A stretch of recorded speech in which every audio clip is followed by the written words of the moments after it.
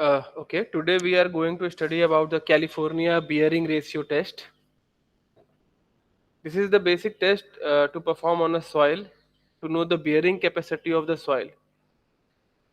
The California bearing ratio test is performed to know the bearing ratio of soil basically for the roads. Either it is for the flexible road, either it is for the concrete roads. Uh, Even our Indian standard codes means Indian Road Congress IRC code is also taken the California bearing ratio method for the design of the flexible pavement. There are several methods to design a flexible pavement bituminous roads like group index method, California bearing ratio method, California R value method, triaxial method, McLeod methods. But in our Indian Road Congress IRC 37 IRC 37 is adopted to design flexible road. IRC 37 is for to design flexible road, and IRC 37 is adopted California bearing ratio method. So first of all, we have to know what is the California bearing ratio test. In 1929, California Division of Highways invent an apparatus. That's why it is known as California, and basically it gives the value of bearing capacity of soil.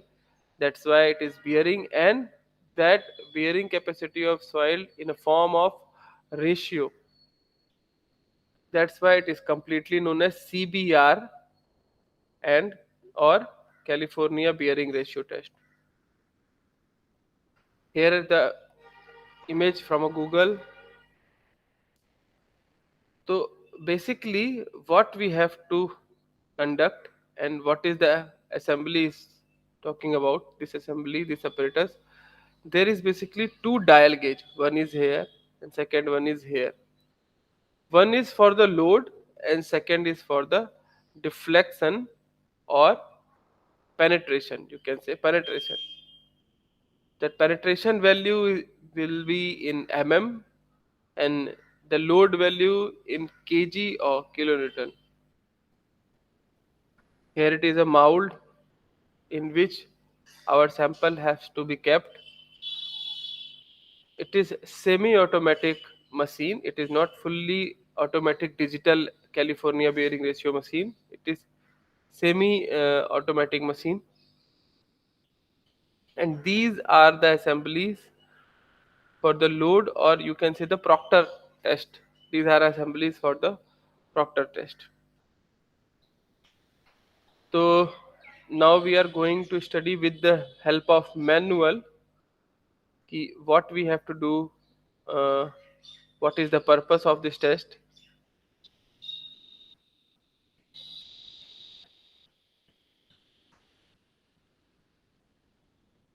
Okay, ये manual already मैंने तुम्हें share किया हुआ है,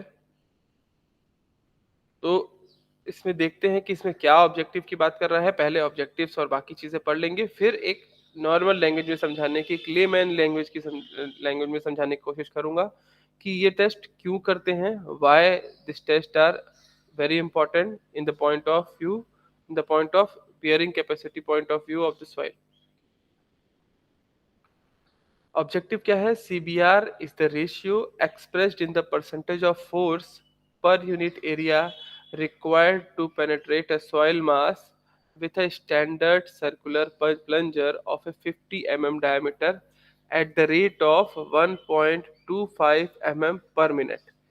इसने बिल्कुल consolidated एक line में ओवरऑल मैक्सिमम बातें इसने लिख दी जो कि हमें समझने वाली इसमें चीज़ें थी. अगर हम इसमें बात करें, सपोज करो कि हमारे पास कोई सॉइल सैंपल है या एक नॉर्मल सॉइल सैंपल, अगर कहीं पे एक सॉइल है और हमें सिर्फ उसमें चेक करना हो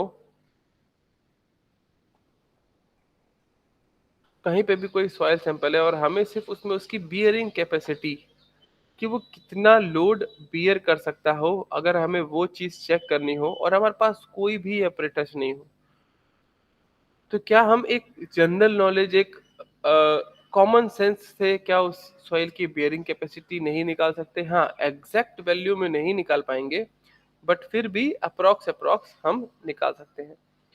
जैसे कि अगर मैं एक बात करूं कि सपोज करो हमारे पास 1 मीटर की एक रॉड है, लोहे की रॉड है हमारे पास, एक 1 मीटर की लोहे की रॉड है, ठीक है। और हमारे पास डिफरेंट टाइप ऑफ सॉइल है, कहीं पर एक सॉइल स्ट्राटा रॉकी है, पहाड़ों वाली मिट्टी है, रॉकी सॉइल है। दूसरी तरफ कोई एक सॉइल है जो कि सैंडी सॉइल है, जो कि सपोज करो हमारे रेगिस्तानी ये जो एरिया है, जैसलमेर या जोधपुर, वहां पे जैसे, या फिर किसी अर्थ, किसी सॉइल, सॉरी, किसी गैंगेटिक रीजन में डेल्टाई जो एरियाज है, यानी नदियों के किनारे या समुद्र के किनारे, वहां पर एक तरह की sand is also a soil. दूसरी एक ऐसी सॉइल है। तीसरी कोई एक लोमी लोम सॉइल या एक नॉर्मल क्लेई सॉइल है। हमारे पास 3 तरह की मिट्टी है। चौथी कोई ऐसी मिट्टी है जहां पर वो पानी भरा हुआ है, कंप्लीटली डैम्प है, या फिर पार्शियल मड भी कह सकते हो इसको, पार्शियली मड कह सकते हो वहां पे। अब अगर कॉमन सेंस की बात करें, कोई इक्विपमेंट नहीं है और हमें पता करना हो कि भाई ये मड, लूम, सैंड और रॉक में किसकी बियरिंग कैपेसिटी ज्यादा है, कौन ज्यादा लोड को बियर करेगा, तो क्या अगर हम इस छड़ को, एक 1 मीटर के नॉर्मल आयरन रॉड को पेनेट्रेट करा करके देखें, मड में पेनेट्रेट करा करके देखें, लोम में पेनेट्रेट करा करके देखें, सैंड में पेनेट्रेट करा करके देखें, और रॉक में पेनेट्रेट करा करके देखें, तो क्या हमें इससे एक अंदाजा नहीं लग जाएगा कि किस तरह की सॉइल में बियरिंग कैपेसिटी ज्यादा है? जैसे ऑब्वियसली अगर मैं बात करता हूँ कि इसमें हाफ ऑफ द रॉड को, मतलब 0.5 ऑफ द रॉड को पेनेट्रेट कराने में कितना लोड लगता है, रॉक में, सैंड में, लोम में और मड में, तो एक अप्रोक्स आइडिया हमें लग जाएगा कि बियरिंग कैपेसिटी ऑफ सॉइल कितनी है। जैसे कि अगर मैं बात करूँ सैंड की, सैंडी सॉइल में बहुत ही कम प्रेशर, बहुत ही कम ताकत लगाने पर भी ये हाफ पेनेट्रेशन हो जाएगा। ये जो 1 मीटर का लोहे का रॉड है, वो हाफ मीटर, 0.5 मीटर पेनेट्रेट कर जाएगा। देन अगर मैं बात करूँ मड की, तो उससे थोड़ा ही और प्रेशर लगाने पे मड हो जाए में पेनेट्रेट कर जाएगा। बट अगर मैं बात करूँ रॉक की, तो रॉक में ये 0.5 पेनेट्रेशन कराने में ज़रूर किसी मशीन टूल की मदद लेनी पड़ेगी। हम एक ह्यूमन फोर्स के अकॉर्डिंग, हमारी कैपेसिटी के बाहर है, हम रॉक में पेनेट्रेट नहीं करा सकते। तो इससे एक एवरेजली हमें ये पता लग रहा है कि भाई किस तरह की सॉइल में कितनी बियरिंग कैपेसिटी है।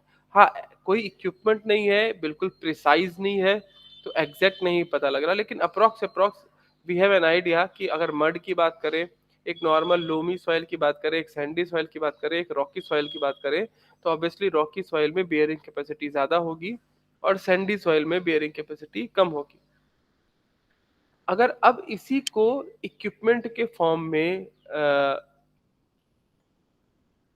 करा जाए कन्वर्ट, और ये बोला जाए कि अगर हम जो अब ऊपर से लोड लगाने वाले हैं, और ये हमें पता है कि कोई एक छड़ है या कोई निडिल हो सकती है, अगर पतली हुई तो निडिल हुई, मोटा हुआ तो प्लंजर हुआ। अगर हमें ये पता है कि इस प्लंजर को हर तरह की सॉइल में एग्जैक्ट इतने डेप्थ में, किसी एक डेप्थ में, जैसे यहाँ पे इसमें 2.5 लेते हैं, किसी एक डेप्थ में पेनिट्रेट कराना है, और हर एक सॉइल के लिए अगर हमें ये पता लग जाए कि कितना लोड लग रहा है, तो अप्रोक्सीमेटली हम एक रिलेशन एस्टेब्लिश कर सकते हैं कि बियरिंग कैपेसिटी कितनी है किसी एक सॉइल की in comparison to the other.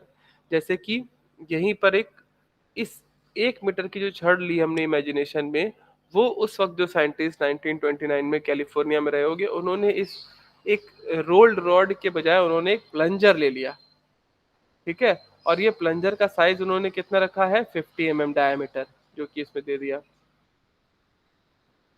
तो उन्होंने क्या किया कि ये एक प्लंजर ले लिया और उस एक प्लंजर को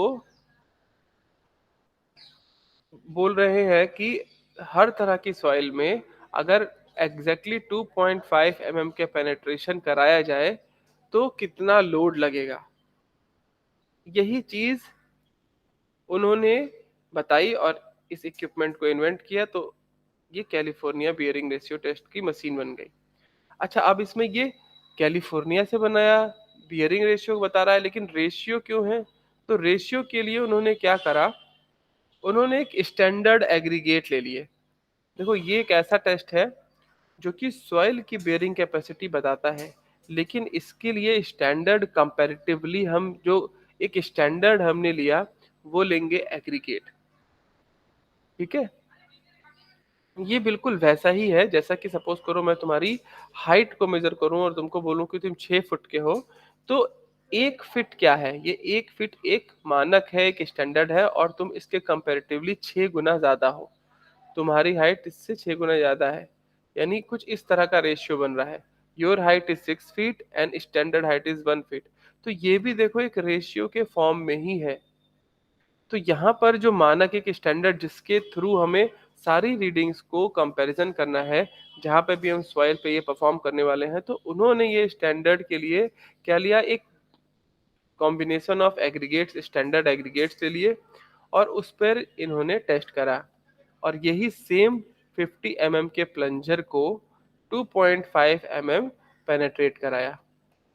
तो जब उन्होंने ये स्टैंडर्ड एग्रीगेट पर 2.5 mm पेनेट्रेट कराया 50 mm डाया के प्लंजर को, तो लोड लगा, वो लगा 1370 केजी, यानी टोटल 1370 किलो का जब वेट लगा, तो ये जो प्लंजर था वो 2.5 mm पेनेट्रेट कर गया in case of standard aggregate.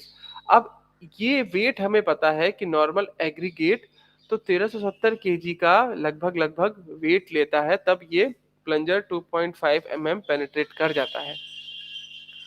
अगर मैं बात करूं कि अब इसका कंपैरिजन करना हो किसी दूसरे सॉइल से, क्योंकि ये 2.5 mm पेनेट्रेशन तो फिक्स हो गया। अब अगर ये बताओ कोई एक ऐसा सॉइल है, सपोज करो, जिसमें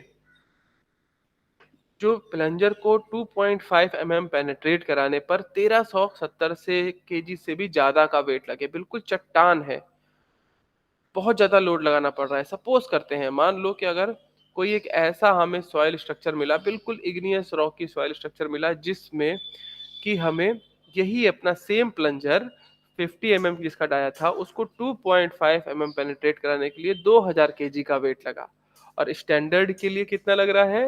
1370 केजी। क्योंकि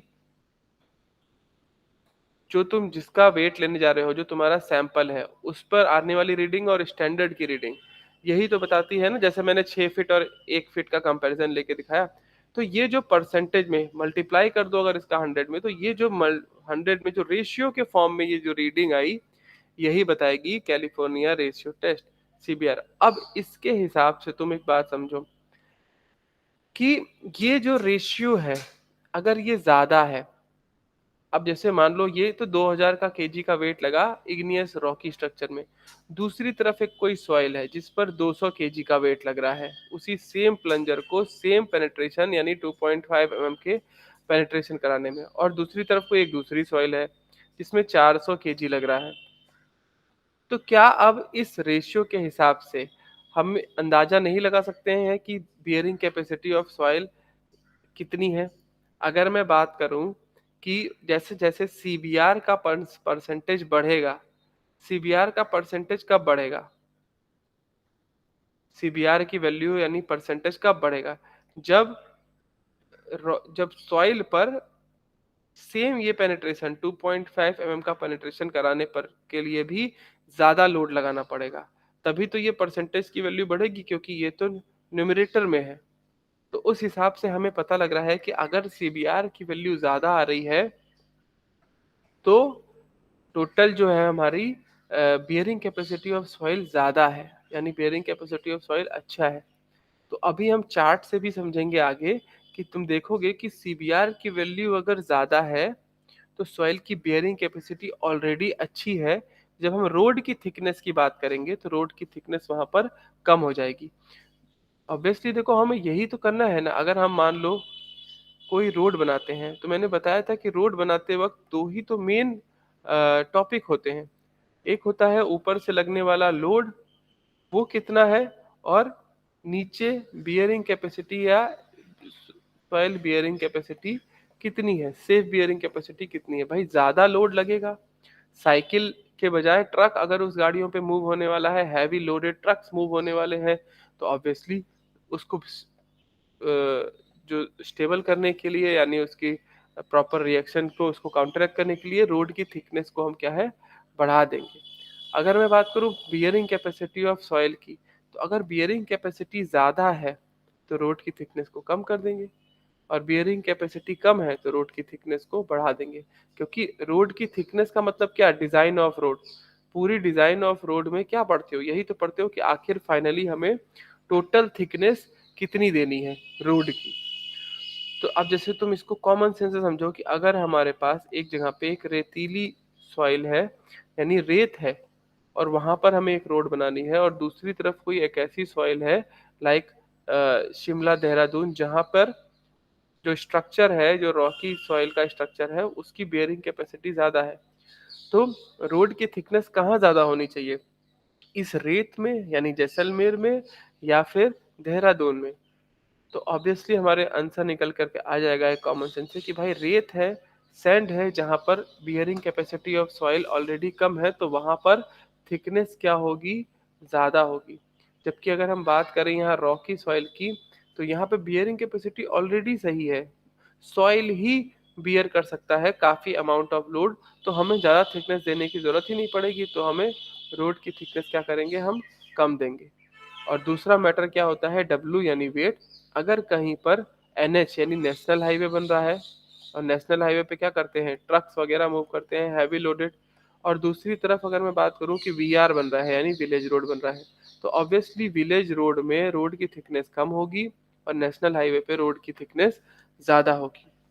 तो यहाँ पर हम देख रहे हैं कि कंप्लीटली डिजाइन में एक बहुत बड़ा मैटर जो इस वक्त हमारे टेस्ट में कंसर्न हो रहा है, वो हो रहा है बियरिंग कैपेसिटी का, और थिकनेस ऑफ रोड डिसाइड हो रही है सीबीआर की वैल्यू से, और सीबीआर की वैल्यू क्या दे रही है, बियरिंग कैपेसिटी ऑफ सॉइल ही तो दे रहा है।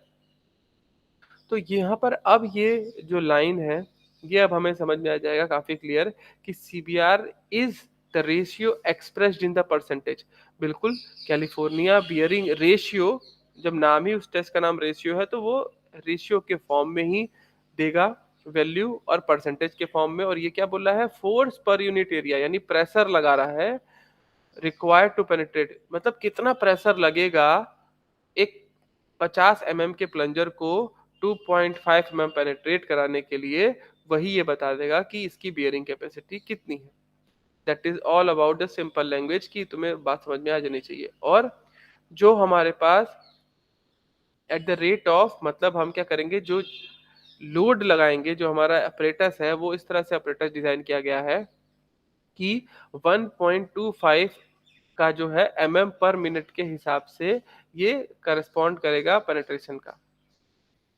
ठीक है, the ratio is usually determined for the penetration of 2.5 and 5 अच्छा, यहाँ पर हम दो रीडिंग लेते हैं। अगर कोई हमारे पास वही सेम प्लंजर है, तो हम तो उसमें मार्क्स बने होते हैं, जैसे ये प्लंजर है, इस पर अलग अलग चिन्ह बने होंगे कि यहाँ तक 2.5 हो गया, यहाँ तक 5 हो गया।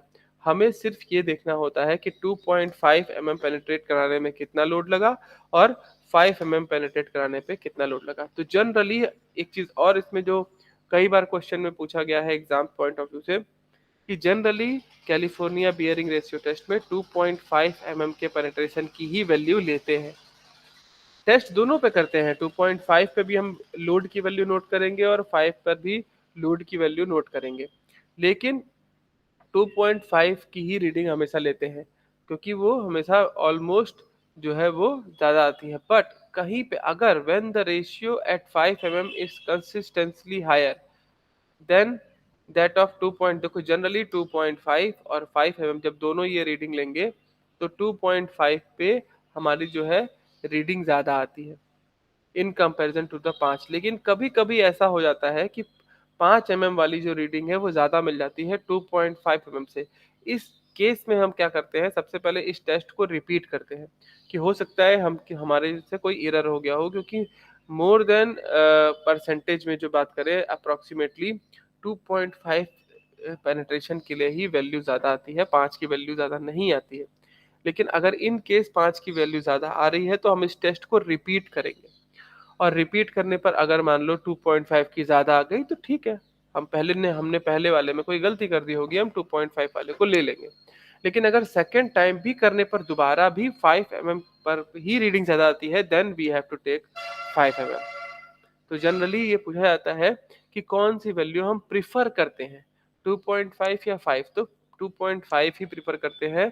मोस्ट ऑफ द टाइम 2.5 वाले में ही ज़्यादा बियरिंग कैपेसिटी की वैल्यू आती है। फिर ये क्या बोल रहा है, the following tables give the standard loads adopted for the different penetration for the standard material. ठीक है, ये स्टैंडर्ड मटेरियल में जब उन्होंने टेस्ट किया था with the CBR value of 100%, तो पेनिट्रेशन की जो वैल्यू आई, मतलब जब उन्होंने जो ऑपरेटर्स बनाया, ऑपरेटर्स बनाने के बाद उन्होंने किसी एक से कंपैरिजन कराना होता है ना, तो वो जैसे कि एक एक इंसान ले लो जिसके हिसाब से तुम बताओ कि कोई मोटा है या कोई पतला है।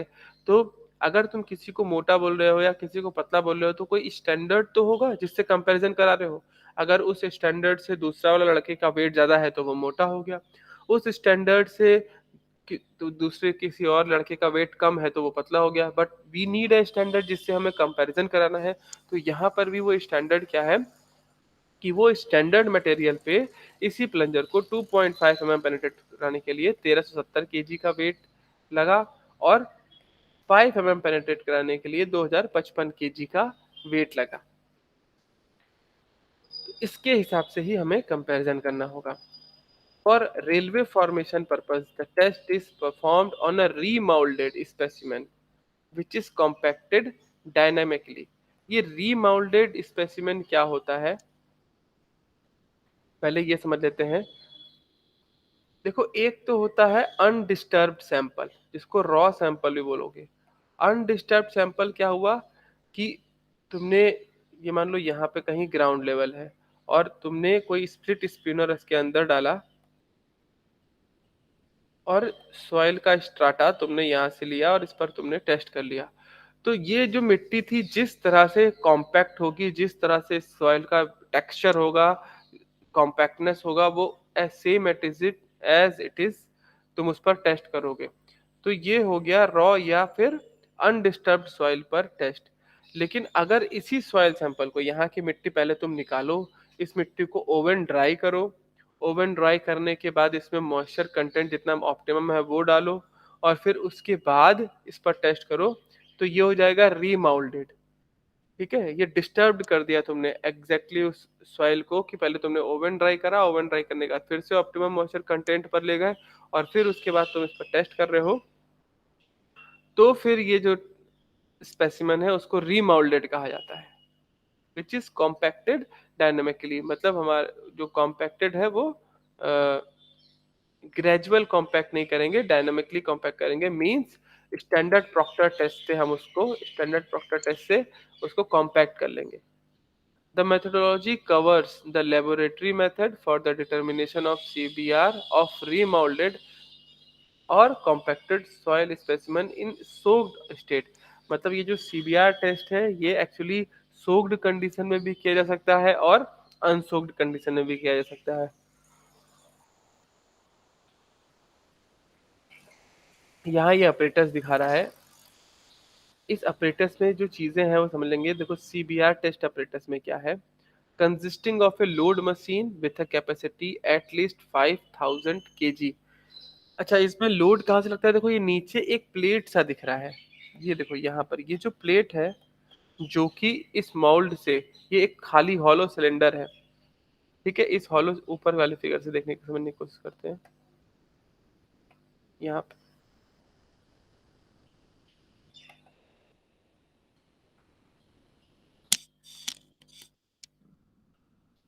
देखो, यहाँ पे ये ग्रूव्ड स्क्रू तुम्हें दिख रहे होंगे और यहाँ पर ये प्लेट है। तो जब भी तुम इसमें का इसका मोटर ऑन करोगे, यानी इसमें जब पावर स्टार्ट होगा, तो ये क्या है, ये ग्रूव्ड घूमेंगे, मतलब फाइनली इस ये प्लेट नीचे से ऊपर की ओर एक फिक्स रोटेशन से उठता है। अब प्लंजर ऊपर से फिक्स है, यहाँ पर ये प्लंजर दिख रहा है 50 mm का। ये प्लंजर फिक्स है और यहाँ पर तुमने कहीं यहाँ तक तुमने मिट्टी भर दी है, यानी जो तुम्हारा सैंपल है वो भर दिया है। अब प्लेट नीचे से ऊपर की ओर उठ रहा है, प्लंजर वहीं पर फिक्स है, तो ये लोड लगाना शुरू करेगा। और ये इस प्लंजर पर कितना लोड लगेगा, इस वजह से ये डायल गेज, ये जो यहाँ पे ये दबेगा, तो ये जो डायल गेज है, ये डायल गेज आगे की ओर बढ़ेगा, जिससे कि हमें लोड की वैल्यू मिल जाएगी। ठीक है। तो यहाँ पर हमें दिख रहा है कि ये एक प्लंजर है जिसमें हमें कॉम्पैक्टेड सॉइल स्पेसिमेन रखना है।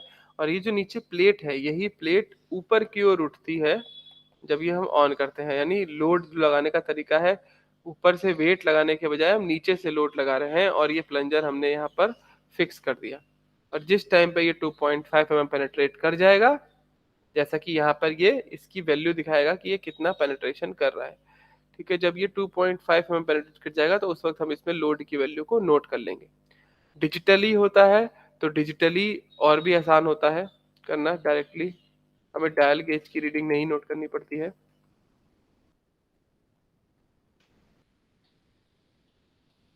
वापस से मैनुअल पर आते हैं। तो यहाँ पर हमें दिख रहा है consisting of loading machine with capacity at least 5000 kg and equipped with A movable head, ये जो इसकी बात कर रहा है ना, यही है मूवेबल हेड, और base which enables a plunger of 50 mm dia to penetrate into the specimen at a rate of 1.25 mm per minute। मतलब ये जो प्लेट है, इसकी भी ऊपर या नीचे जाने की एक फिक्स स्पीड बना दी गई है गियर सिस्टम के हिसाब से, ताकि ये सिर्फ 1.25 mm पर मिनट के हिसाब से ही ये पेनेट्रेशन करे प्लंजर में।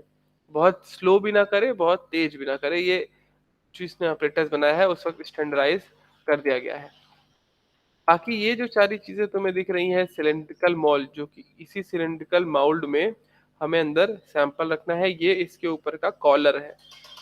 यहाँ से यहाँ तक की बात करें तो इसका इनसाइड डायमीटर 150 mm होगा और हाइट होगी 175 mm। मतलब यहाँ से इसके नीचे यहाँ तक कहीं ये जो हाइट है ये है 175 mm और इंटरनल डाया है 150 mm। ये ऊपर जो लगा है ये है तुम्हारा कॉलर, डिटैचेबल कॉलर, जिसकी हाइट है 60 mm, जो कि यहाँ पे लिखी हुई है। ठीक है। अब base plate of 235 mm, base plate देखो इसमें यहाँ नहीं दिख रहा है, इसके नीचे जो बेस प्लेट है, वो बेस प्लेट जो है उसका डाया 235 दिया गया है ज्यादा, ताकि अगर इक्वल रहेगा तो फिर उस पर सॉइल टिका कैसे, ज्यादा होगा तभी तो अंदर जो सैंपल है वो मिट्टी भरी रहेगी, गिरेगा नहीं। और 10 mm की थिकनेस का नेट कैपेसिटी 2250 ml।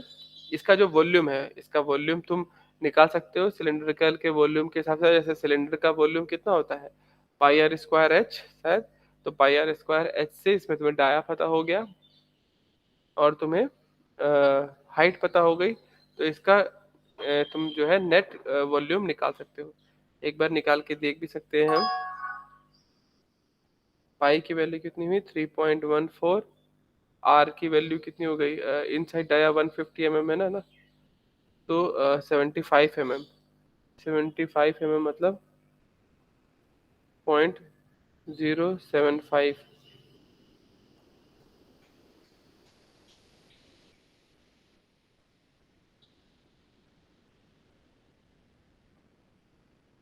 इंटू 175।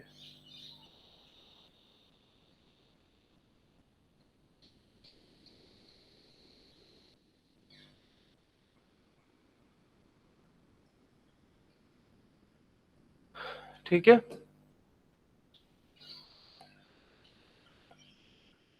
यहाँ पर ये है spacer disc, disc 148 mm in dia and 47.7 mm in height along with the handle. ये स्पेसर डिस्क क्या है ये देख लेते हैं।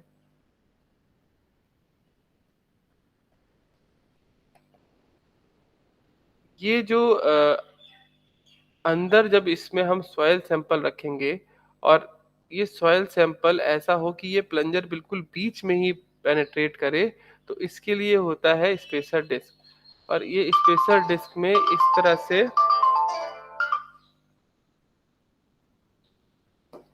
ये स्पेसर डिस्क में, 1 सेकेंड, 1 सेकेंड।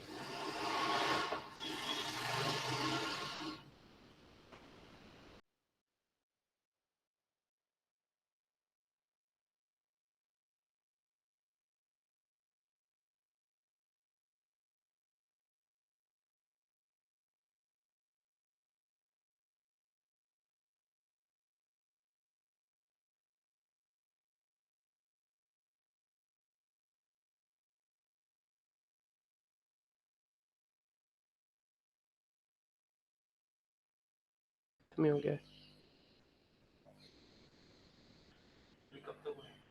हम्म? चल रहा है। कहाँ? हाँ, ठीक है। तो यहाँ पर देखो, ये स्पेसर डिस्क, ये वाला पार्ट जो तुम्हें दिख रहा है, ये स्पेसर डिस्क ऊपर लगा देंगे ताकि ये जो हमारा प्लंजर है, ये प्लंजर प्रॉपरली बीच से ही पेनिट्रेट करे, इधर उधर नहीं जाए। ये जो अदरवाइज क्या है, वो वर्टिकल पेनिट्रेशन के बजाय इधर उधर चला जाएगा। फिर हमारा क्या है, ये कॉम्पैक्शन रैमर। ये कॉम्पैक्शन रैमर का इस्तेमाल हम किस लिए करेंगे? सॉइल को जो सोक्ड सॉइल कंडीशन में हमने पहले, मान लो सपोज करो कि हमने जो रीमाउल्टेड स्पेसिमेन है, हमने उसको ओवन ड्राई कर लिया, तो वो पाउडर्ड के फॉर्म में बन जाएगा, बिल्कुल मिट्टी। और वापस से मॉइस्चर कंटेंट, यानी जब पानी देंगे उसके बाद हम इसको प्रॉपरली कॉम्पैक्ट 95%, प्रॉक्टर टेस्ट से 95% के अराउंड हमें जो प्रॉपर कॉम्पैक्ट सॉइल है, हम उस कॉम्पैक्ट सॉइल पे टेस्ट करेंगे। लूज सॉइल पे टेस्ट करोगे तो वो गलत रीडिंग देगा। ठीक है। तो ये ड्रॉप क्या बोल रहा है, ये 4.89। ये तुम लोग अगर लैब में आए होगे तो मैंने दिखाया भी है कि इसमें जो ये वेट असेंबली लगी हुई है वो है 4.89 kg की, और ये जो हाइट से गिरता है, ये टोटल इसकी हाइट होगी 450 mm। इसमें फोटो जो है ये मॉडिफाइड प्रॉक्टर की भी लगा दी है। ये मॉडिफाइड प्रॉक्टर का सिर्फ वेट बढ़ जाता है। यहाँ पर ये जो दिख रहा है तुम्हें, ये वाला, ये तुम्हारा 4.89 kg का है। ठीक है। ये हमारा आईएस कोड है, IS 2720 part 16, method of test of soil, जिससे तुम यहाँ पर चीज़ों को देख सकते हो। RDSO क्या होता है? Research development scientific organisation. This is for only for railway, जो इसका हेडक्वार्टर लखनऊ में है। तो उसके भी कुछ गाइडलाइंस है, guidelines and specification for design of formation for heavy axle load. ठीक है। हैवी एक्सल लोड जो है, हैवी एक्सल लोड मतलब कहने का मतलब जो ज्यादा ट्रैफिक का बात कर रहे हैं। हैवी एक्सल मतलब 36 व्हील्स के ट्रक, या फिर 18 व्हील्स के ट्रक मैक्सिमम जो लोड करे, उनके लिए भी कुछ अलग स्पेसिफिकेशंस दिए हुए हैं। प्रोसीजर की बात करें, प्रोसीजर कैसे करना है, तो जो मैंने अभी तुम्हें नॉर्मल लैंग्वेज में समझाया है, प्रोसीजर वही दिया होगा, पढ़ लेते हैं, समझ में आ जाएगा। अगर मैं बात करूँ रिमाउंडेड स्पेसिमेन की, तो the test material should be pass 19 mm IS sieve and retained on 4.75 mm IS sieve। 19 mm से पास कराएंगे जो भी हमारा टेस्ट मटेरियल होगा, और 4.7 mm 5 पे रिटेन कराएंगे। The dry density for a remoulding cell be either the field density और value of the maximum dry density estimated by the compaction test. Heavy compaction test as per IS 2720 Part 8 for railway formation. The water content used for the compaction shall be optimum water content or field moisture as the case may be। ये क्या बोल रहा है कि अगर हमें remoulded soil के पर, अगर हमें अनडिस्टर्ब सॉइल पे करना है तो सीधे सॉइल को लाए, उस मोल्ड में भरे और टेस्ट कर देंगे।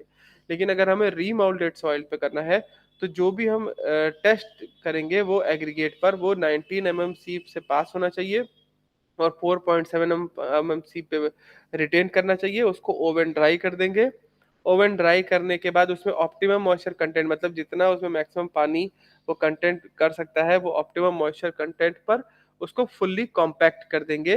हैवी कॉम्पैक्शन टेस्ट के थ्रू, मतलब प्रोसीजर के थ्रू, या जो हमारे पास कॉम्पैक्टर है 4.893 का, उससे 4.89 kg का, उससे हम कॉम्पैक्ट कर देंगे। ठीक है। अच्छा, ये हम ऑप्टिमम मॉइस्चर कंटेंट पे कॉम्पैक्ट क्यों कर रहे हैं? अब इस चीज को फील्ड पे समझने की कोशिश करते हैं कि अगर मान लो हम एक रोड बना रहे हैं और हमने उसको ऑप्टिमम मॉइस्चर कंटेंट पर कॉम्पैक्ट नहीं करा और उस पर ही रोड बना दी, तो होगा क्या? सपोज करो कि एक गर्मियों में ठेकेदार आया और उसने तुम्हारे घर के बाहर रोड बनाया और रोड बना करके चला गया। उसने ऑप्टिमम मॉइस्चर कंटेंट यानी कि जब वो ऊपर से डेब्रीज वगैरह खरपतवार हटा रहा था, रोलर चलाने के पहले इसमें पानी का अच्छे से छिड़काव नहीं करवाया और डायरेक्टली ड्राई कंडीशन में ये रोलर चला करके चला गया और उस पर पूरी जो रोड़ी का लेयर डालना था, बिटुमिन की लेयर डालनी थी, वो प्रॉपर बिटुमिनस वाली रोड बना करके चला गया। अब होगा क्या? जैसे ही गर्मियों के बाद बारिश का टाइम आएगा तो बारिश होगी और भले ही रोड सरफेस से नहीं लेकिन अगल बगल शोल्डर से मिट्टी से ये इसके रोड के नीचे की भी मिट्टी क्या है, नम हो जाएगी। यानी जो पहले मॉइस्चर कंडीशंस में नहीं था अब ये नम हो गई और जितना पानी मैक्सिमम सॉइल रिटेन कर सकती है उतना पानी रिटेन कर लेगी, मींस ऑप्टिमम मॉइस्चर कंडीशन में आ गई बारिश के टाइम में। अब जब ऊपर से लोड का ट्रैफिक तो सेम, बारिश में रोड तो रुकी नहीं, वो जो ट्रैफिक था, जो ट्रक बाइक कार जो सभी कुछ जा रहे थे वो तो जाएंगे ही, तो ऊपर से प्रेशर पड़ेगा यानी लोड लगेगा। जब ऊपर से लोड लगेगा तो जो पहले से जिन जहां जहां पे एयर वॉइड्स थे और उन एयर वॉइड्स में अब पानी भर गया और पानी भरने की वजह से यानी मॉइस्चर कंडीशन में, ऑप्टिमम मॉइस्चर कंडीशन में सॉइल की बियरिंग कैपेसिटी जो कम हो गई, तो ये रोड पूरी पूरी धंस सकती है। क्योंकि जब इसको पानी मिला तो पानी मिलने के बाद एक तरह से कॉम्पैक्शन हो रहा है बिकॉज ऑफ द ट्रैफिक, तो ये रोड पूरी पूरी धंस सकती है। अब हमारे साथ प्रॉब्लम क्या है कि मान लो यहाँ पे हमने 10 किलोमीटर की रोड बनाई है। सपोज करो यहाँ से तुम्हारे भगवान टॉकीज की रोड है, तो जरूरी नहीं है कि पूरी यहाँ तुम्हारे कॉलेज से भगवान टॉकीज तक की सॉइल स्ट्राटा सेम हो और हर जगह पे वाटर कंटेंट की रिटेनिंग वैल्यू सेम हो। तो प्रॉब्लम क्या होगी, कहीं पर तो सॉइल की बियरिंग कैपेसिटी अफेक्ट होगी और कहीं पर अफेक्ट नहीं होगी। तो होगा क्या कि ये रोड भी कहीं पर धंसेगी और कहीं पर नहीं धंसेगी, इसलिए रोडों में गड्ढे हो जाएंगे और बाद में रोड इस तरह से हो जाएगी। मतलब ये ऊपर का जो लेयर है वो वैसे ही दिख रहा है तुम्हें, लेकिन ये अंडुलेट हो जाएगा या हो सकता है तुम्हें प्रॉपर गड्ढों के रूप में दिखाई देने लगे। इसका एक बेस्ट एग्जांपल है तुम्हारे इंजीनियरिंग गेट के जस्ट सामने, वो तुम्हें बड़े बड़े कई बार गड्ढे होते हुए दिखाई दिए होंगे कि पूरी पूरी रोड अंदर धंस जाती है। अभी न्यूज आई थी कि वो 100 फुटे वाले रोड पे एक पूरी पूरी कार अंदर चली गई, इतना बड़ा गड्ढा हो गया। इसकी वजह यही है कि अंदर सॉइल स्ट्राटा, तो ये नदी के जस्ट किनारे, यमुना नदी के किनारे बसा हुआ ये एरिया है, तो अंदर का जो सॉइल है वो ऑलमोस्ट सैंडी है और इसको ऑप्टिमम मॉइस्चर कंटेंट पे तो यानी जितना पानी का मैक्सिमम छिड़काव होना चाहिए उतना होने के बाद जितना रोलर चलना चाहिए वो तो हुआ नहीं, ऑप्टिमम मॉइस्चर कंटेंट पर ये कॉम्पैक्ट तो हुआ नहीं और वो रोड आए, रोड ड्राई कंडीशन में बना के चले जाते हैं। और जब बारिश का टाइम आता है या फिर अंदर वाटर लाइन या सीवरेज लाइन लीक होती है, तो ये जो सॉइल है या सैंडी सॉइल ये मॉइस्ट हो जाता है और मॉइस्ट होने की वजह से बैठ जाता है, कॉम्पैक्ट हो जाता है और यहाँ पे जब वो कैविटी बन जाती है तो जब इस पे जैसे ही हैवी लोडेड आता है तो ये पूरी पूरी रोड अंदर धंस जाती है, एक बड़ा गड्ढा होता हुआ हमको दिखता है। इस वजह से यहाँ पे बात करी जा रही है कि भाई ऑप्टिमम मॉइस्चर कंटेंट पर ही कॉम्पैक्शन करना होता है। ठीक है, ये बात अवे फ्रॉम दिस टॉपिक था, मैं डिजाइनिंग में चला गया, बट ये बात तुम्हें समझाना बहुत जरूरी था कि क्यों ऑप्टिमम मॉइस्चर कंटेंट पे ही हम कॉम्पैक्शन कर रहे हैं। The representative sample of soil weighing approximately 4.5 kg or more fine grained soil and 5.5 kg for more granular soil shall be taken, ठीक है, with the water thoroughly and it is soil to be compacted to the maximum dry density। ये वही चीज बता रहा है कि जितना पानी मैक्सिमम, जब तक वो लिक्विड लिमिट में बहने ना लगे उससे पहले पहले जितना मैक्सिमम मॉइस्चर कंटेंट प्रोवाइड कर सकते हैं पानी के साथ मिक्स कर लेंगे और फिर उसको कॉम्पैक्ट करेंगे। अब इसके ऊपर क्या करेंगे, fix the extension collar. Soil हमने जो माउल्ड है उस माउल्ड में तो अपना सैंपल भर लिया और उसके ऊपर एक्सटेंशन कॉलर लगा देंगे और एक्सटेंशन कॉलर लगाने के बाद उसमें हम लगा देंगे अपना वो डिस्क, स्पेसर डिस्क, ताकि देखो वो स्पेसर डिस्क का शेप ना कुछ ऐसा है। एक इधर से ऐसा एक स्पेशल डिस्क लगाया। इससे क्या होगा कि ये जो प्लंजर है ये बिल्कुल बीच में ही पेनिट्रेशन करेगा, इधर उधर नहीं जाएगा। Place the filter paper on the top of the spacer disc. Filter paper इसलिए लगाते हैं ताकि एक यूनि प्लंजर का इस्तेमाल हम इसलिए तो कर रहे हैं, प्लंजर मतलब क्या, एक मोटी सुई 50 mm की। अगर हम सुई से क्या होता है, सिर्फ उसका जो एरिया है वो एरिया घट जाता है, और प्लंजर से उसका एरिया बढ़ जाएगा। ओवरऑल पूरा सॉइल जो है रिएक्शन फोर्स फोर्स देगा। तो हम क्या करेंगे, एक फिल्टर पेपर का इस्तेमाल इसलिए करते हैं ताकि वो ओवरऑल सॉइल कितना रिएक्शन फोर्स दे रहा है अपने अंदर पेनिट्रेशन ना होने के लिए इसलिए लगाते हैं। Apply lubricating oil to the inner side of the mould. हमेशा मोबिल या कोई लुब्रिकेटिंग ऑयल लगा देते हैं ताकि सॉइल का फ्रिक्शन साइडों से जीरो हो जाए, साइड फ्रिक्शन की वजह से हमें कोई प्रॉब्लम ना हो, और दूसरी चीज जब हम उस पर सैंपल निकालें तो वो साइडों में लगाना रहे। Compact the mix oil in the mould using heavy compaction. ठीक है, फिर इसके बाद क्या करेंगे, अपना स्टार्ट कर देंगे। फिल्टर पेपर स्टार्ट कर दिया, लगा दिया। ठीक है, फिर हम अपना वो ऑन कर देंगे।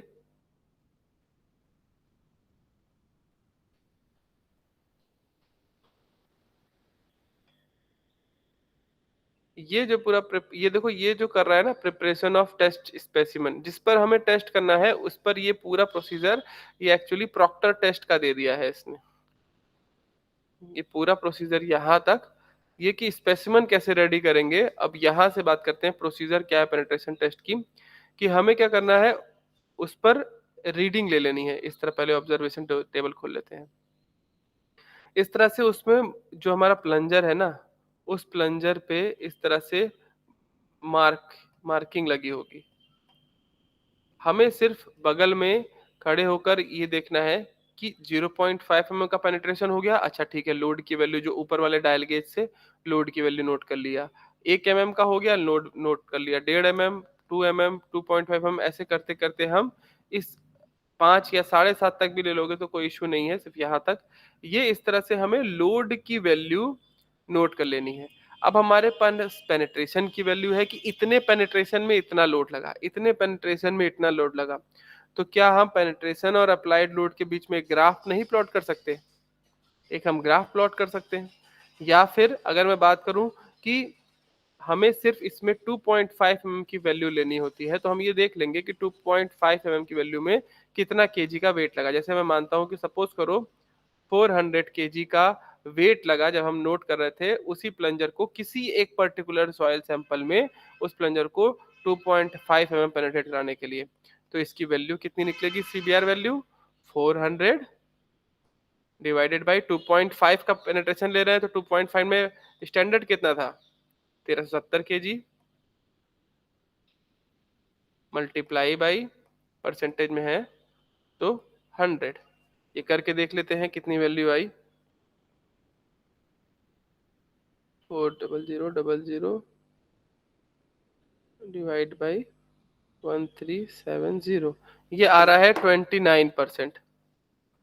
सीबीआर वैल्यू आई 29%। ठीक है, ये मान लो कोई पहला सॉइल सैंपल था, सपोज करते हैं। ये 400 केजी सपोज करा हमने काइंड ऑफ रॉकी सॉइल में लगा, थोड़ा रॉकी स्ट्रक्चर था। तो दूसरा कहीं मान लो हमने टेस्ट करा, उस सॉइल सैंपल में मान लो 200 या 150 केजी का ही वेट लगा। कोई नॉर्मल सॉइल थी, उस नॉर्मल सॉइल में सिर्फ 150 केजी के वेट पर ही वो प्लंजर 2.5 mm पे पेनेट्रेट कर गया। तो 150, इसका सीबीआर वैल्यू निकालना हो तो 150 इंटू 100, इसकी वैल्यू कितनी आएगी ये भी करके देख लेते हैं। 150 डिवाइड बाई 1370, 10.94।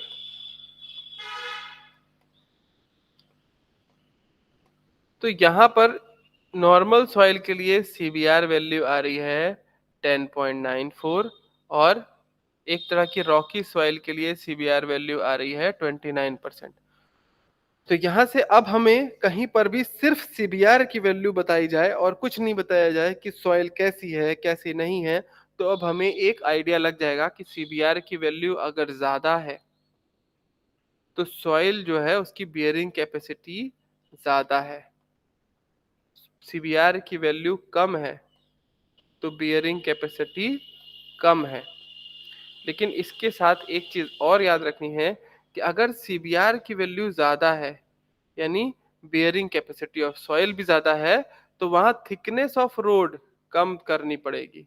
ज़रूरत ही नहीं है, बियरिंग कैपेसिटी ऑलरेडी अच्छी है उस सॉइल की, तो बियरिंग कैपेसिटी कम करनी पड़ेगी। और यहाँ पर देखो, अगर सीबीआर की वैल्यू कम है यानी बियरिंग कैपेसिटी ऑफ सॉइल कम है, तो थिकनेस ऑफ द रोड को बढ़ाना पड़ेगा। यानी अगर मैं रिलेशनशिप की बात करूं सीबीआर और थिकनेस ऑफ द रोड की, तो यूनिवर्सली प्रोपोर्शनल होगा कि सीबीआर की वैल्यू ज़्यादा तो थिकनेस ऑफ द रोड कम, और सीबीआर की वैल्यू कम तो थिकनेस ऑफ द रोड ज़्यादा। ये चीज़ अभी हम ग्राफ से भी समझ लेंगे। ठीक है। अब ये तो मैंने दो आपस में सॉइल सैंपल को कंपैरिजन कराया।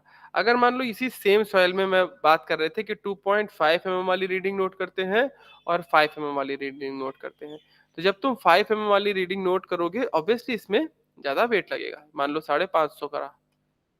लेकिन जब ये 550 का वेट करोगे अभी सेम सॉइल में, ये रॉकी सॉइल में, जो कि हमने 400 केजी का वेट लगा उसी प्लंजर को 2.5 mm पेनेट्रेट होने में, सपोज करते हैं कि 550 केजी का वेट लगा 5 mm पेनेट्रेट करने में। नेक्स्ट, तो इस पे 5 mm का भी पेनेट्रेशन निकाल देंगे, तो 550 का किस बार डिवाइड कैसे करेंगे? 1370 से नहीं, इसके लिए स्टैंडर्ड वेट कितना है? 2055 केजी, और मल्टीप्लाई बाई 100 कर देंगे। ये भी निकाल करके देख लो, 00 डिवाइड बाई 2055 केजी। तो देखो यहाँ पर भी आ रहा है कितना, 550 लिया तो वैल्यू आ रही है 26.7 की। कर कर देख लेना ये। तो यहाँ पर हमें दिख रहा है कि जनरली 2.5 की ही वैल्यू ज्यादा आती है। लोड की, इस लोड की नहीं, परसेंटाइल की बात कर रहा हूँ, परसेंटेज में किसी किसी ही केस में ऐसा होगा जिसमें 5 की पेनिट्रेशन वैल्यू ज्यादा होगी, तो इसलिए जनरली हम 2.5 को ही प्रिफर करते हैं। ठीक है। वैल्यू में हम ऐसे, देखो अब यहाँ पे इसने दिखा दिया, ये यही चीज बता रहा है।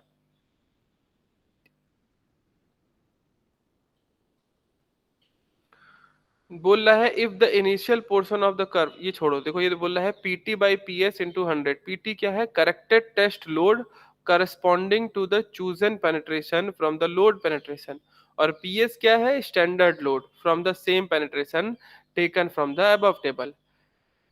पीटी मतलब जो तुम सॉइल पर टेस्ट कर रहे हो उस वक्त कितना लोड लगा, जो मैंने लिया एग्जांपल 400 केजी, और स्टैंडर्ड कितना है? अगर 2.5 का पेनिट्रेशन ले रहे हो तो 70 केजी, 5 का ले रहे हो तो 2055 केजी। तो इससे जो रीडिंग है ये सीबीआर की वैल्यू निकल के आ जाएगी। ठीक है, क्लियर है कि रीडिंग कैसे नोट करनी है? अब यहाँ एक ग्राफ देखो, ये क्या बोल रहा है कि पेनिट्रेशन की वैल्यू जैसे जैसे बढ़ रही है वो लोड की रीडिंग इस तरह से एक यूनिफॉर्म में बढ़ रही है, लेकिन बिल्कुल इस तरह से नहीं बढ़ रही है, इस तरह से नहीं बढ़ रही है, 45 डिग्री पे नहीं बढ़ रही है, कुछ उसमें डिफरेंस है। क्योंकि शुरू में पेनिट्रेशन में ज्यादा लोड लगेगा, जबकि बाद में देखो कम लोड पर ही ज्यादा पेनिट्रेशन होगा। ये ग्राफ ये बता रहा है। अब बात करते हैं हम प्रैक्टिकली, जैसा कि हम रोड पे डिजाइन करेंगे उसके अगर आईआरसी के ग्राफ देखें तो उससे समझने की कोशिश करते हैं कि भाई वो क्या बताता है। जब हम आईआरसी 37 खोलेंगे, क्या हुआ ये, हाँ देखो ये कुछ एक फॉर्मूला है, सीबीआर का फॉर्मूला है डिजाइन ऑफ रोड के लिए। It is possible to extend the CBR design curve for the various loading condition using the following expression. ये फॉर्मूला क्या बता रहा है? टी, टी क्या है? Pavement thickness. जो कि डिजाइन का पार्ट है, जो कि डिजाइनिंग करनी है, जो कि हमें निकालना है बेसिकली रोड की थिकनेस सेंटीमीटर में। वो फॉर्मूला क्या बोल रहा है, under root P 1.75 divided by C B R minus 1 by small P pi की पावर 1/2। अब इसमें कैपिटल पी क्या है, व्हील लोड केजी में। सीबीआर क्या है, सीबीआर है सॉइल की बियरिंग कैपेसिटी, ठीक है। और स्मॉल पी क्या है, टायर प्रेशर, या फिर इसका एक और फॉर्मूला इसने दे दिया है यहाँ पर, इस स्मॉल पी को ए में कर दिया है, देखो ये अंडर व्हील लोड का मल्टीप्लाई कर दिया अंदर, तो 1.75 P CBR divided by CBR, ये तो समझ में आ गया होगा। अब ये जो व्हील लोड है, अगर इसको कंफर्म देखो तो देखो ये भी सॉरी ये टायर प्रेशर है, स्मॉल पी टायर प्रेशर। अगर इसको देखो तो प्रेशर को भी लिख सकते हो फोर्स अपॉन एरिया या लोड अपॉन एरिया, तो ये लोड अपॉन एरिया, और ऊपर भी लोड आएगा तो पी से पी कैंसिल हो जाएगा और एरिया ऊपर आ गया। और ये एरिया क्या है, कांटेक्ट एरिया, यानी कि इसको इम्प्रिंट एरिया भी बोलते हैं, कि टायर जितना रोड पर टच हो रहा है वो। हालांकि अभी मैं डिजाइनिंग की बात नहीं करता हूँ, मैं सीधा सीधा तुम्हें समझाने की कोशिश करता हूँ। यहाँ जो मैं बताने की मैं कोशिश कर रहा था, टोटल देखो थिकनेस, ये जो थिकनेस ऑफ रोड है, ये दो बातों पे मेन डिपेंड कर रहा है। ये पहला व्हील लोड, दूसरा सीबीआर, यानी कि जो डिजाइन ऑफ रोड है वो डिपेंड कर रहा है कि ऊपर से कितना लोड लगने वाला है। भाई ऊपर साइकिल चलने वाली है, ऑटो चलने वाली है, या फिर हैवी लोडेड ट्रक चलने वाले हैं। अगर ट्रक चलने वाले हैं, हैवी लोडेड व्हीकल चलने वाले हैं, तो लोड ज्यादा तो थिकनेस की वैल्यू ज्यादा। दूसरा कंपैरिजन ये सीबीआर यानी बियरिंग कैपेसिटी, ये जस्ट यूनिवर्सली प्रोपोर्शनल है। यहाँ पे ये देखो, अगर सीबीआर की वैल्यू ज्यादा, यानी कि बियरिंग कैपेसिटी ऑफ सॉइल ज्यादा, बियरिंग कैपेसिटी ऑफ सॉइल ज्यादा, तो थिकनेस ऑफ रोड करेंगे कम। जब बियरिंग कैपेसिटी ऑलरेडी ज्यादा है, अगर हम चट्टान पे रोड बनाने जा रहे हैं, तो हमें जरूरत क्या है उतनी मोटी रोड बनाने की, वो बियरिंग, तो वो तो चट्टान ही लोड को बियर कर सकता है उन ट्रकों का रोड, जरूरत ही नहीं है, तो थिकनेस की वैल्यू कम कर दो। तो यहाँ जो मैं तुम्हें अभी कॉन्सेप्चुअली समझाने की कोशिश कर रहा था, उसी को इन्होंने एक फॉर्मुलाइज कर दिया और एक फॉर्मूला का इन्वेंशन कर दिया कि ये ऐसा ऐसा फॉर्मूला यूज किया जा सकता है। और अगर मैं इसको ग्राफ के बाद तरह से प्लॉट करने की कोशिश करूँ, ग्राफ कहाँ चला गया, तो मैं ग्राफ की तरह से प्लॉट करने की कोशिश करूं, तो तुम्हें देखो यहाँ क्या दिख रहा है, ये IRC 37 का एक ग्राफ है। यहाँ लिखा हुआ है थिकनेस ऑफ पेवमेंट, ठीक है, जो कि हमें निकालनी है कि फाइनली भाई कितना मोटी रोड बनाए, कितनी थिकनेस बनाए, कितनी की बजरी डालें और कितनी थिकनेस में डालें, यही तो है थिकनेस ऑफ द रोड। यहाँ लिखा हुआ है design traffic, MSA million standard axle में। अभी इसको समझने की कोशिश नहीं करते, बस ये समझ लो डिजाइन ट्रैफिक कह लो या इसको लोड कह लो, चाहे ज्यादा ट्रैफिक तो ज्यादा लोड, कम ट्रैफिक तो कम लोड। फिर यहाँ तीसरी चीज इस चार्ट में दी हुई है, जो कि लिखा हुआ है सीबीआर की वैल्यू। अब इसमें अगर हम इस डिजाइन ट्रैफिक को भूल जाएं, कोई भी एक सीबीआर उठाए, अगर मैं बात करता हूँ सीबीआर 5%, ये एक ग्राफ ऐसा, ये सीबीआर 5% की लाइन दिख रही है, ये क्या बता रहा है, जिस भी सॉइल में, ऐसी एक सॉइल है जहां पे हर जगह पे अगर मान लो उसका सीबीआर वैल्यू 5% दे रहा है, ये 5% अगर सीबीआर हो गया, तो अब उस पर देखो, इससे डिजाइन ऑफ रोड कैसे निकालेंगे, पहले हम करेंगे मिट्टी पर टेस्ट, सॉइल पर टेस्ट। हमने सॉइल पर टेस्ट करा, हमें एक सीबीआर की वैल्यू मिल जाएगी। मान लो हमारे सीबीआर की वैल्यू आई 5% या फिर 7%, 7% वाली ये लाइन है। अब हमारे पास सीबीआर की वैल्यू आ गई, अब हमें दूसरी चीज क्या देखनी है, डिजाइन ट्रैफिक। तो मान लो हमारे न्यूमेरिकल से हमारा डिजाइन ट्रैफिक आया 7 मिलियन स्टैंडर्ड एक्सेल 7, तो ये 7, और ये यहाँ पे सीबीआर 7% का ग्राफ यहाँ पे कट कर रहा है। अगर इसको यहाँ पर ये 7% का ग्राफ है, अगर ये यहाँ पे इसको सीधे मिला लो यहाँ पर, तो ये लगभग दिखा रहा है 550, 550 थिकनेस होगी रोड की। इस तरह से हम निकालते हैं रोड की थिकनेस। अब जो मैं इसमें समझाने की कोशिश कर रहा हूँ, तुम ये देखो, ये सीबीआर 10 है, ये 9 है, ये 8 है, ये 7 है, ये 6 है, और ऊपर सीबीआर 2% है। यहाँ से हमें एक चीज समझ में आ रही है, जब सीबीआर की वैल्यू ज्यादा है, तो थिकनेस ऑफ द रोड, भाई ये कितनी भी मैक्सिमम लोड चला जाए, ये यहीं तक खत्म हो जा रहा है 500 सेंटीमीटर तक, है ना।